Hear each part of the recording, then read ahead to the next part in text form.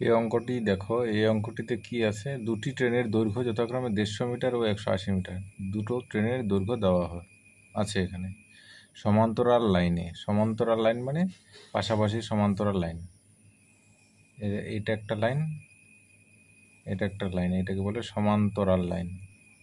দুটো ডিফারেন্স সবসময় সমান। সমান্তরাল লাইনে বিপরীত দিক থেকে আসছে, অর্থাৎ একটা এদিকে, এদিক থেকে এদিকে যাচ্ছে, আর আরেকটা এদিক থেকে এদিকে আসছে, বিপরীত দিক থেকে আসছে।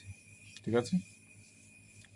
যদি তাদের গতিবেগ যথাক্রমে 50 কিমি প্রতি ঘন্টা ও 58 কিমি প্রতি ঘন্টা, এটা ধরে নাও, এটা হচ্ছে 50 কিমি প্রতি ঘন্টার আওয়ার, আর এইটা আসছে 58 কিমি প্রতি আওয়ার। ঠিক আছে। তবে কত সময় পরে তারা একে অপরকে অতিক্রম করবে?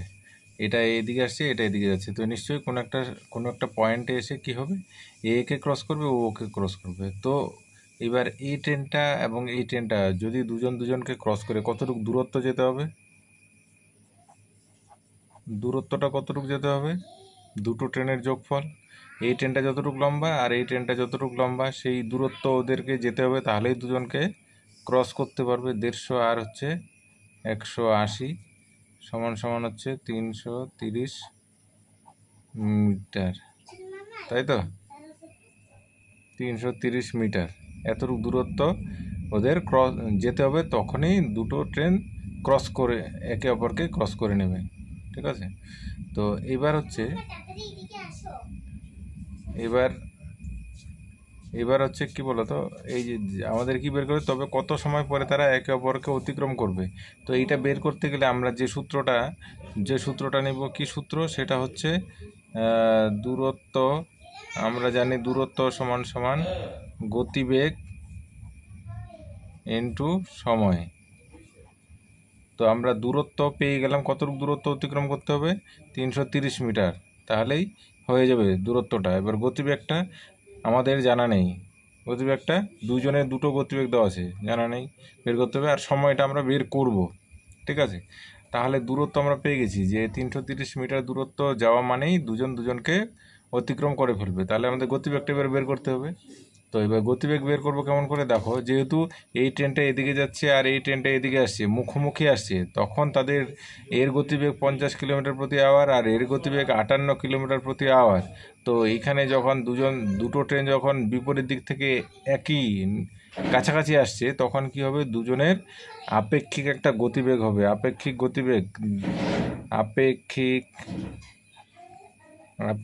গতিবেগ একটা তৈরি হবে। আপেক্ষিক গতিবেগটা কি? এইটার গতিবেগ প্লাস হচ্ছে এটার গতিবেগ, দুটোর গতিবেগ যোগফল হবে। ঠিক আছে। 50 প্লাস 58, এটা কত হচ্ছে? 108।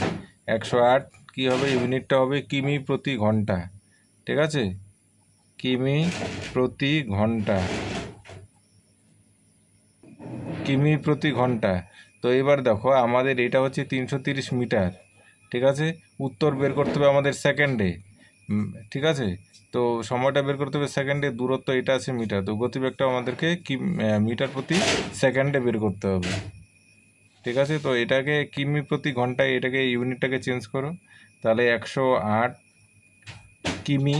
কিমিটাকে 1000 দিয়ে গুণন করলে কি হবে? মিটার হয়ে যাবে। আর ঘন্টাটা নিচে আছে প্রতি ঘন্টা, মানে 1 ঘন্টা। 1 ঘন্টা মানে হচ্ছে 3600 সেকেন্ড। তাহলে এটা কাটো, এটা কাটো, এদিকে হচ্ছে 5 দুগুণে 10, 18 দুগুণে 36, 18 দিয়ে এটা কাটলে 6, 6টা 48, 4 8, হ্যাঁ 6, 5 6 হচ্ছে কত? 30। এটা কি হবে? ইউনিটটা হবে মিটার, এটা হবে মিটার প্রতি সেকেন্ড। আমরা ইউনিটটা চেঞ্জ করে নিলাম, 108 কিমি প্রতি ঘন্টা ছিল, সেটাকে আমরা বের করে নিলাম মিটার প্রতি সেকেন্ডে। তাহলে এবার দেখো, আমাদের আপেক্ষিক গতিবেগও পেয়ে গেলাম। এই সূত্রটা এখন আমরা অ্যাপ্লাই করব। এই সূত্রটায় দূরত্ব 330 মিটার, গতিবেগ হচ্ছে 30 মিটার প্রতি সেকেন্ড, তাহলে সময়টা বেরিয়ে যাবে। তো এবার এই সূত্র, দূরত্ব কত? দূরত্ব হচ্ছে এখানে, এই সূত্রের দূরত্ব হচ্ছে 330 মিটার সমান সমান গতিবেগ কত? গতিবেগ হচ্ছে 30 ইন্টু সময় কত? সময়টাই বের করতে হবে, সময়। ঠিক আছে। এই পাশে কাটাকাটি যায়, যেহেতু গুণন চিহ্ন আছে, যোগ চিহ্ন থাকলে কাটা যেত না, এই 0 এই 0 কাটা, 3 দিয়ে 11কে কাটলে 3 11 33, তাহলে সময় সমান সমান কত হলো? 11। সময় সমান সমান হচ্ছে 11। 11 ইউনিটটা কি হবে? সেকেন্ড। মিটার নিশ্চয়ই হবে না, যেহেতু সময়ের একক হচ্ছে সেকেন্ড। তো এখানে আমাদের উত্তর কি হবে? এই সি নাম্বার, 11 সেকেন্ড।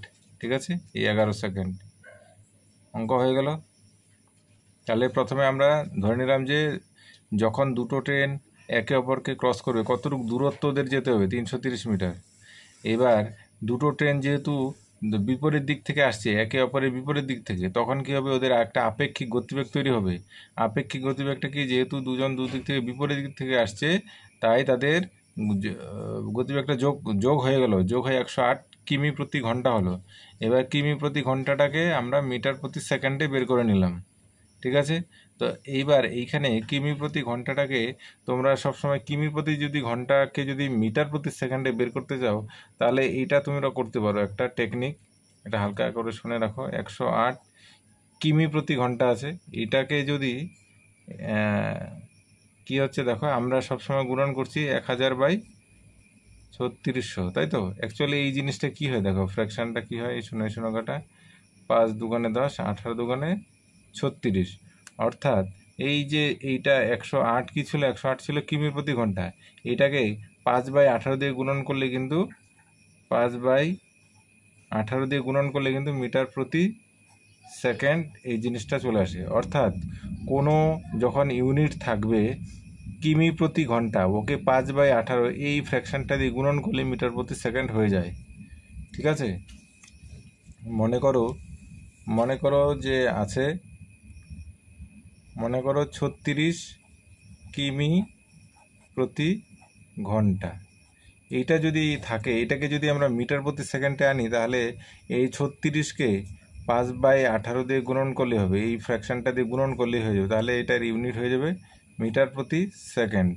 ঠিক আছে, তাহলে 18 দিয়ে এদিকে কাটলে কত হবে? 18 দুগুণে 36, 5 দুগুণে 10, 10 মিটার প্রতি সেকেন্ড। এটা হচ্ছে 5/18। যদি মনে রাখো তাহলে ঠিক আছে, আর যদি এইভাবে করো তবুও ঠিক আছে।